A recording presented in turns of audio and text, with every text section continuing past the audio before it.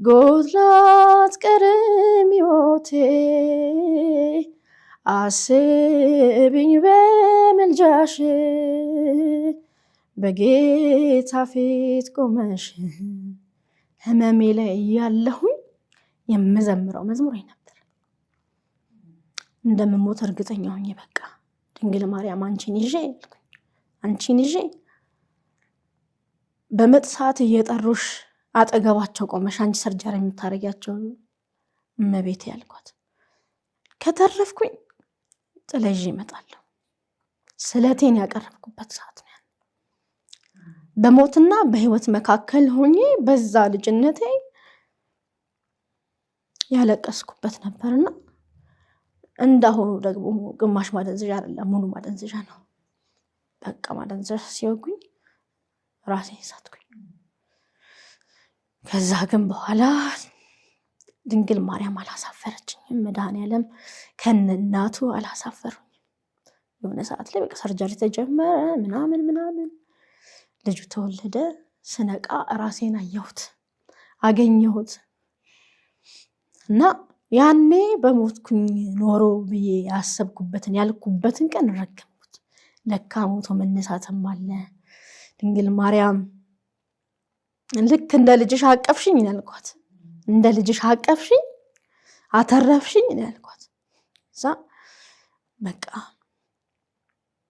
መብራሃን ይሄንን ነገር አድርጋለኝ ድካሚ ባይት መኖር ጀመርኩኝ ከዛ ከ3 ቀን በኋላ ወጣሁ ልጁ ተወለደ እንዳልኩሽ ከ3 ቀን በኋላ ወደ ቤቴ ገባሁ እግዚአብሔርን ያመሰግንኩኝ ኖርኩኝ 15 አመት ሙሉ በመከራ በስቃይ በረሃብ በህመም በርግጥ የነሱን ምስጋና ላደበዝዝ አልፈልግም ቤተሰቦቼ እንደ ልጅ እንደወለዱት ልጅ አመጣው እንደወለዱት ልጅ አድርገውን ያሳደጉልኝ ከዛ ሰፈር ወጣሁኝ 1 አመት ሳይሆነኝ በቃ የፈለጉትን ይበሉዋል ዘመድም ቤተሰብም ያሉትን ይበሉ ነይ ግቢ ወደ ቤት ተመለሽ ተባልኩኝ ሻልኩኝ ተመለስኩ ከዛ በኋላ እዛ እነሱ ጋር መኖር ጀመረ የሚያስፈልገው ነገር በቃ ቀና ማለት ጀመርኩኝ ከዛ በኋላ አይዞሽ ባይ ሳገኝ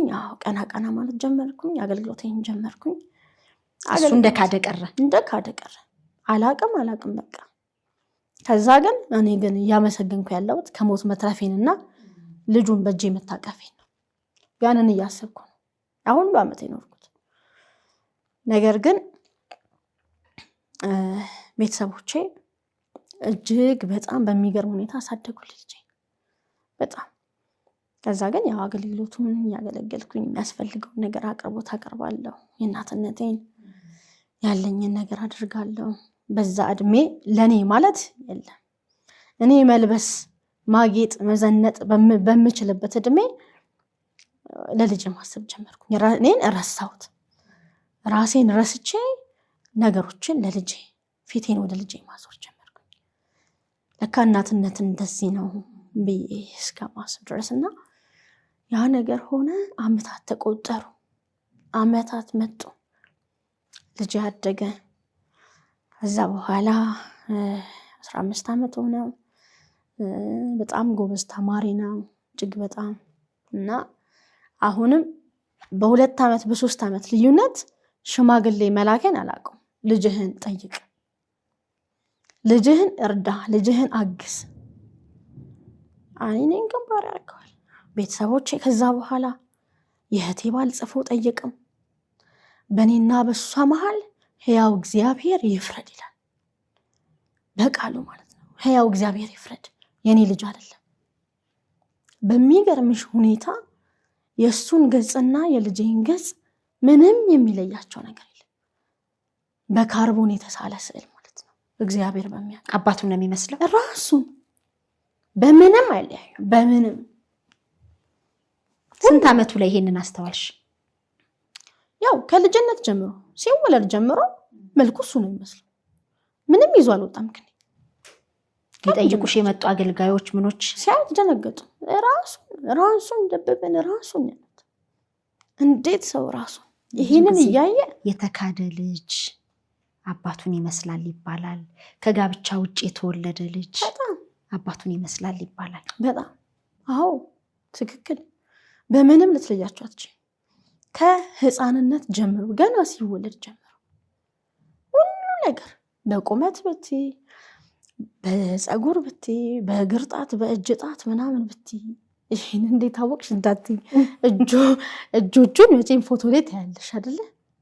የኔ ጣትና የልጄ ጣት አይመሳሰልም። ከአንቺ ምንም አልወሰደም? ከኔ ምንም ነገር አልወሰደም። ኢቭን ድምፅ ሲናገር ሁላ ማለት ነው፣ ሲናገር ሁላ የእሱና የእሱ ድምፅ አንድ አይነት ነው።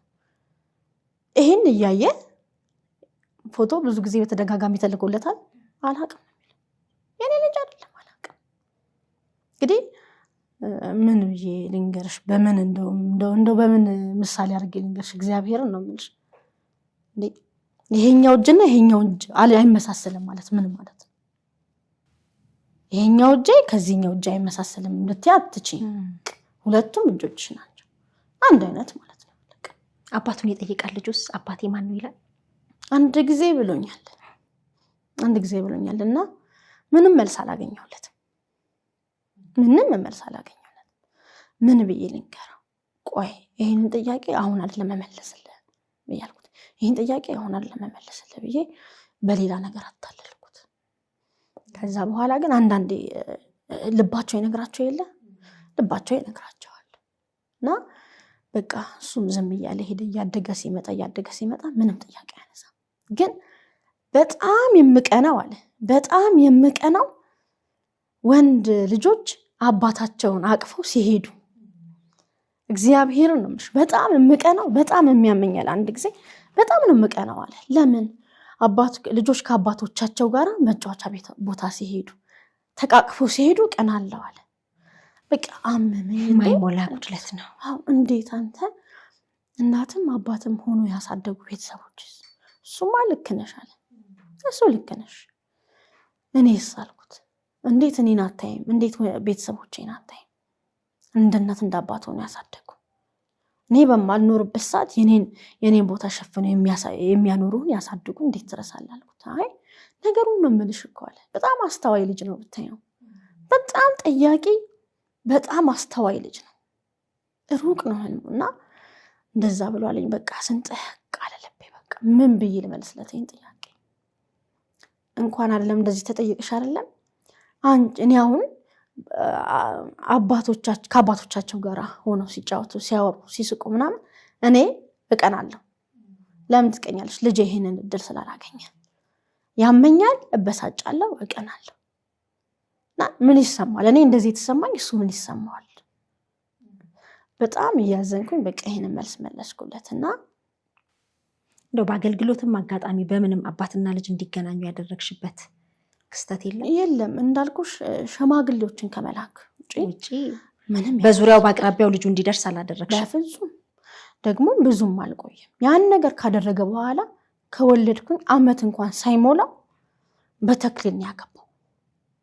ቀጨኔ መድኃኔዓለም በተክሊል አግብቶ ቅስና ተቀብለው አሁን የቤተ ክርስቲያን አስተዳዳሪ ሆኖ ይኖራል አሜሪካ ውስጥ። አሁንም ድረስ ሲጠየቅ ይሄን ኢንተርቪው ከማድረጌ ከ2 ወር ከ1 ወር ከምናምን ገደማ በፊት ሽማግሌ ልኬበታል።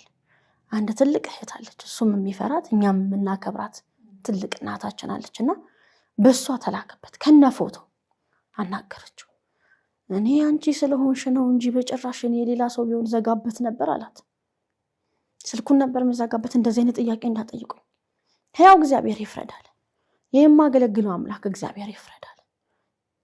እግዚአብሔርን እንዴት እንደቆሎ ጓደኛው እንዳየው አላቅም።